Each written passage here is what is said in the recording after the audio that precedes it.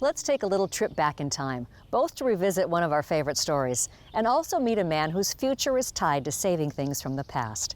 Travel through the Heartland and you're sure to come across imposing historic barns that dot America's rural landscape. Age and the elements take their toll on structures like these, but one man in Pennsylvania decided that his skills could help preserve the past.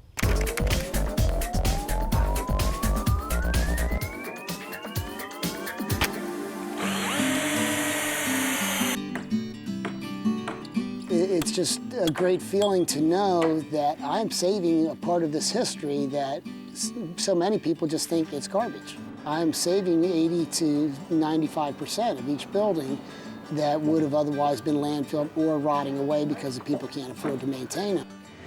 John High has made it his mission to save as many old Pennsylvania barns as he can. He calls his Lancaster County business the Barn Saver. John's rescued more than 200 historic structures, either restoring them to their old luster or, in most cases, recycling the boards and beams into something new, like a house. For High, saving barns, or at least parts of them, is a kind of penance. Well, I was working for an excavating company, and my boss would say, get rid of them because we're putting a development in. That meant the house, the barn, everything just bulldozed and sent to the landfill. And I would look through these buildings before we were to start them, and I'd just shake my head and almost made me cry. After leaving his excavating job in the late 90s, John discovered his woodworking skills could be used to save barns, doing virtually all of the work by hand. It's a little bit of a delicate process, but we actually draw up a blueprint of every beam in the barn, and then we put a tag on it so that every beam has a tag on it so that they know how to put it back together at the other end. This barn that High is working on is more than a century old. Owner Greg Snell's grandparents bought it, along with the family farm, in 1940. Well, as we've been taking it down, I'm thinking of all the times that my mother was telling me she was in charge of being up in the hay mounds when she was a little girl stomping the hay downs. They threw it up and all. Snell says the farm was sold in the 1970s after his grandparents died. With the property being converted to a new development, Greg Snell asked the Barn Saver to salvage the pieces for posterity. Well, it's going to be converted into a home, and it'll have two lofts in the upper where the hay mounds were, and it'll have a living area down below. Brad Smith has been enjoying his converted barn for about 2 years. He said he looked quite a while for just the right one to resurrect. Above all, I wanted to find one that was pretty pristine.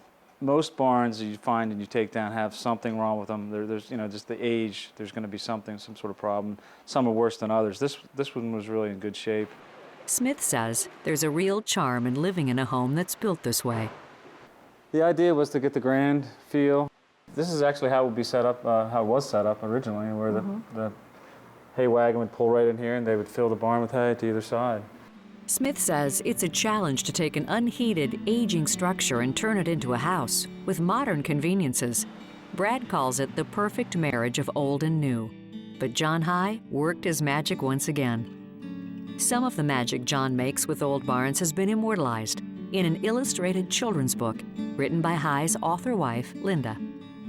Papa saves barns from bulldozers. Is there a lot to save, I ask? Papa nods and I smile. And that same satisfaction is something High feels every day about his chosen vocation. It's very gratifying to know that I'm saving a piece of American history, and I feel so sorry for people that go to work and hate their job. I wake up in the morning, I'm ready to go to work to save another piece of our history and to just keep this thing rolling.